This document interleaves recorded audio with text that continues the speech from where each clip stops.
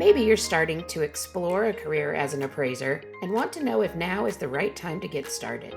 Or you're measuring your career span in decades and want to find out more about the latest apps, technology, and resources that can make your life and work a bit easier. Get the answers and insight you need with Beyond the Numbers, a podcast from McKissock Learning. I'm Julie Mollendorp Floyd, course and curriculum developer and instructor here at McKissock. Join me and an expert guest each week as we dive into the topics that matter most to appraisers, from industry and education news to marketing and other insights to help you run your business more effectively. If you'd like to stay at the forefront of appraisal news, boost your career, or just learn more about the profession, subscribe to Beyond the Numbers with McKissock Appraisal at Apple Podcasts, Spotify, or wherever you get your podcasts. Hope to see you there soon. Welcome to this edition of Beyond the Numbers, McKissock's podcast. My name is Kevin Hecht, and today I'm joined by Class Valuation's Chief Appraiser, John Dingeman. And John is also a McKissock Instructor.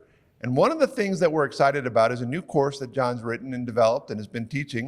And I just want to get everybody an introduction to that course and talk a little bit about technology. So John, first of all, tell us a little bit about the course and what it covers. So I'm going to digress first. Okay. So I wrote this course more than a decade ago.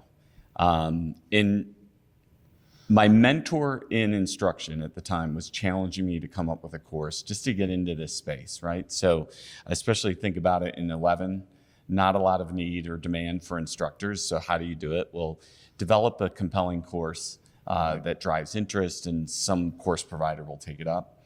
And he also ran a firm that was a competitor to ours. And so while we're like exploring different topics and ideas of what course to write, he said, you are unique in this business in that you're willing to share information. I mean, I'm at his office sharing the technology that we're using to drive efficiencies at our own office to help our competitor drive their business, right, and efficiencies within it. And so, so I wrote that course, and the course was an evolution of what we did within our own firm with 30 appraisers in our firm. What can we do to make sure that we're profitable, that we're still delivering? Because there's the three-legged stool, right? Time, cost, quality. And there's this belief that you have to sacrifice one of the legs. Yeah. And I just believe from a business perspective that we didn't have to. And certainly in our business and profession, Kevin, right, under USPAP, there's one leg we can't compromise on, and that's quality. Right. Exactly. And so how do you overcome all of these things? And I was very fortunate, a friend of mine who was trying to make the tour. Phoenix is a big market for golfers. And I was caddying for him for like US Open qualifiers and things of that nature. And but he was the liaison for Seagate to Microsoft. And so he would come by my office and he would twirl around in a chair like we're sitting in now, waiting for me to golf at the end of the day.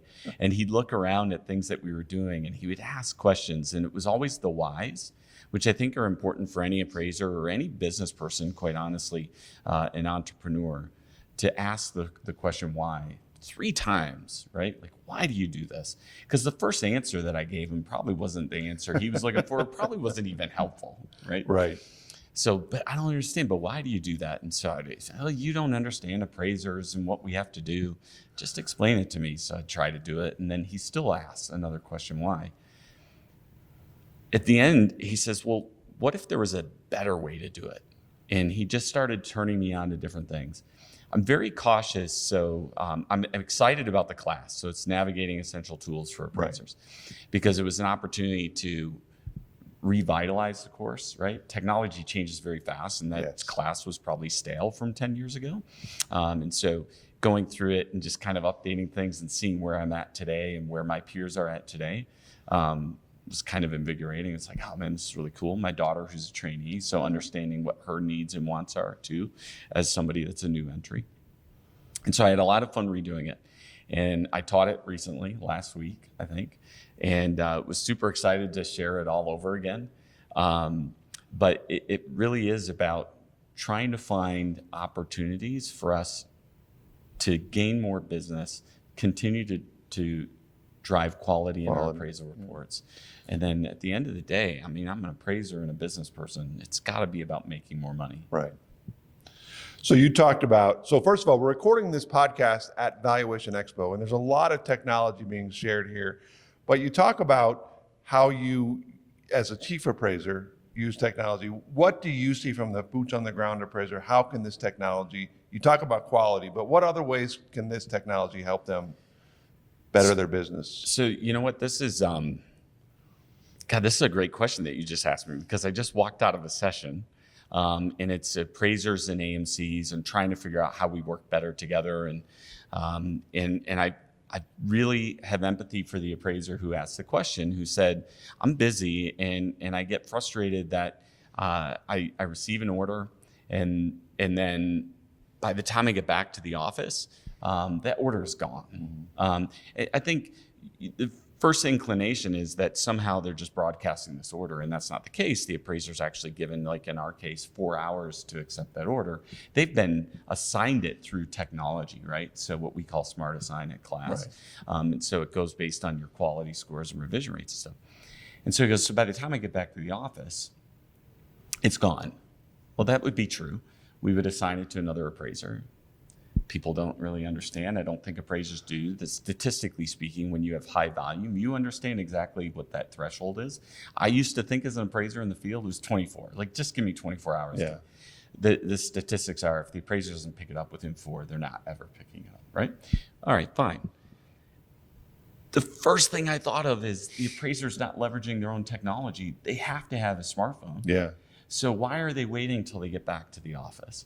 And so just in my own practice and in this class, one of the things that I talk about is our transition to Google Voice.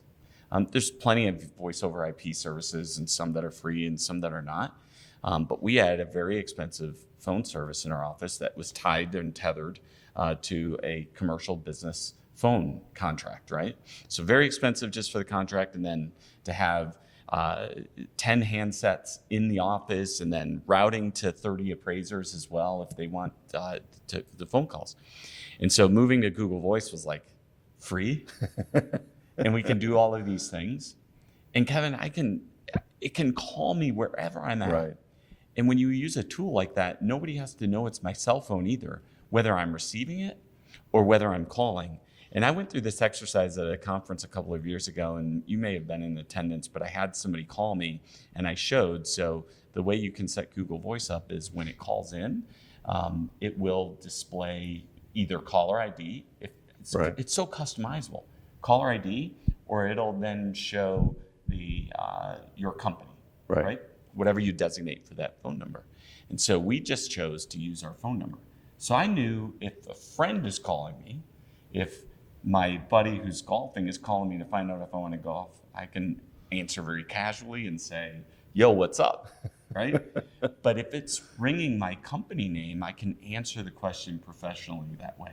Right. And quite honestly, I can tailor it beyond that. If you're a regular client and they were just talking about building relationships as well, and I know that's a foreign concept. I can't build relationships with people over the phone. That's nonsense. But nonetheless, I can actually create a voice message that's tailored to you. Right. Like literally, since I know Google knows your phone number, if I program it, I can set up my own message that says, hey, Kevin, thanks for calling. I'm out right now, but I'll call you right back. Wow. It's really remarkable.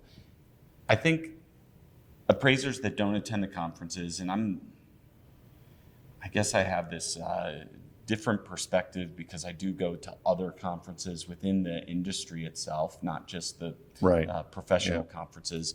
And I'm taken back by the sheer volume of people that attend these other meetings. And then I look at what we think is very large, at 300, 400, 500, 600 people at a conference a year for appraisers. And it pales in comparison. And so that means people are missing opportunities. And what I mean by that is, instead of making the excuse that somebody's sponsoring and I don't want to go because they're there, right? All right, well, they're helping keep costs down, so that's fine. But nobody's telling you or forcing you have to go visit with them. Right. I'd encourage you to do it and check it out. Maybe they change your perception of them as an organization, or maybe it's a person. But it is your opportunity to visit with all of these folks. Yes. And technology is one of the big ones. And technology can be very, very scary, right? Think of those appraisers like my wife who started with a wheel because that's how her mentor trained her. Right. Yeah. Right. And I share with people, I was a contractor when I was young, so I could play with a metal tape and do tricks with it, or whatever. Very comfortable handling it. But you move to a laser and you move to other devices, and you just have to figure it out at your own pace. And I digress for 1 second because I said I'm very cautious when I'm sharing with appraisers in that class. It can be overwhelming in a 4-hour class to cover all of these different things. By no means should you ever attempt to do it all at once. All at once, yeah. Figure out what piques your interest, what gets you excited. Start with that. Try it first. Try it 10 times, the old 10-time principle. And then if it works, great. Consider once it drives the efficiency you're looking for in the office, try another one. Yeah. And see if it works soon. And I think, in general, appraisers need to be better at least being open to technology, because I said this before, we're at a point in this industry, I think, where we're experiencing more change than we've ever experienced before at one time with the new form coming out. Not supposed to call it a form, the new report coming out. With everything going on with technology, the measuring apps that are out there, all those adjustment support tools that are being offered and developed. And then you throw in the NAR settlement, and we don't know how that's going to affect the appraisal business. There's so much going on. We have to embrace it. You can't run away from it because it's going to catch you anyway. I'll take it outside of appraisal because, I'm a huge baseball fan, right? So, and I'm originally from Detroit, but live in Northern California. So I saw the Tigers were in San Francisco on a weekend. And so we have a weekend getaway, So we go to the Tiger game, and you're walking around the city of San Francisco. And so God love my wife for doing it, but she wears shoes that make her look fantastic. I mean, she looks fantastic without any shoes, but nonetheless, they're not really great for walking a city, and especially hills and everything, right? And so she goes, we really need to take an Uber. And I want to say it was like a quarter of a mile or something. And I'm sympathetic to the whole thing. I'm like, I'm not arguing this. I'll only lose. So let's get an Uber. And while we were waiting for the Uber, I saw a car that looked like a Google car. Trust me, I'm getting there, right? But so I see this, what looks like a Google car. My first inclination, because you also know me, I'm a little bit of a clown, right? So I'm like, hey, we should make some funny faces at the Google car while it's going here, and then we'll look it up online. And I'm looking at it, and it had these stickers on the car, and it had a lot of cameras, more than just the one on top, and it's a Waymo. And I'm like, I don't know what that is. And I looked, and I saw there was somebody in the back seat. And there's nobody driving this car. Right. An autonomous vehicle, right? And so we went about our business. We went to the game, and then we went walking after the game, and then she said again, I'm not walking anymore, call an Uber. And I said, what if I download that app and I call a Waymo?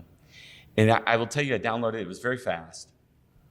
And then I got the Waymo, and we were waiting probably 5 or 10 minutes for it to pick us up, and we were super anxious. So talking about like the technology, right? We're scared of technology. We were super anxious. Oh, can we cancel it? We shouldn't go. We'll just walk. Like all of these things going through our head because we had never been in a car like this. And you hear these anecdotal stories, which I think is what most appraisers hear about relationships and what they hear about technology. True. Right? Is anecdotal stories without our own experiences. We loved it so much. It was so amazing, so safe.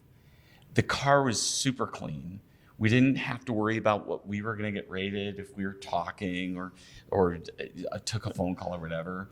We didn't have to rate anybody, and we didn't have to tip them. And so we found ourselves even in situations where, once again, a quarter of a mile. Let's take a Waymo again somewhere. Yeah. And mostly just to, again, that 10-time principle, right? To continue to share in that experience and understand it. And now we're just like, well, when is Waymo coming to Sacramento? Because we'll just do that all the time. It's just remarkable where technology has come and how we as consumers right? I talk about this a lot too. When people say, appraisers specifically say time is not a problem, it's a problem for the AMC. That's not true. It's a problem for the lender, it's a problem for the consumer. And if somebody doesn't believe that, they have to explain to me why there's 2 drive-throughs at McDonald's, and they have to explain to me why there's people standing out in the heat at Chick-fil-A, right? With their microphones and tablets. People are concerned about time, but we look for solutions to overcome those. And those 2 organizations did. We as appraisers need to figure out where can we find technology-friendly solutions for our own business. It's the only way we're going to be successful and thrive in this business, in my estimation. Yeah, and I would agree. And I think, again, embracing technology is just so important. And I love the 10-time principle, right? Don't give up after the first time if it doesn't work exactly the way that you thought it was going to work. Keep working on it, keep looking at it. And maybe it doesn't work. And like you said, then you just move on. But now you know. And that's, I think, an important principle. So the class is called, remind me, the Navigating Essential Tools for Appraisers. Okay. And I would strongly encourage you to check it out because, again, first of all, John teaches it. And, I know he seems like he's a nervous guy and he can't relate to appraisers, but we know that he does a great job in front of the camera, in front of people. So please check out the course. I think you'll get a lot of benefit out of it. And as technology changes at McKissock, we'll try to keep appraisers updated as that continues to develop. So thanks for joining us. And if you have any questions, please reach out. Thank you. Thanks for tuning in to this week's Beyond the Numbers. If you'd like to stay at the forefront of appraisal news, boost your career, or just learn more about the profession, be sure to subscribe to Beyond the Numbers with McKissock Appraisal at Apple Podcasts, Spotify, or wherever you get your podcasts. Thanks for stopping by.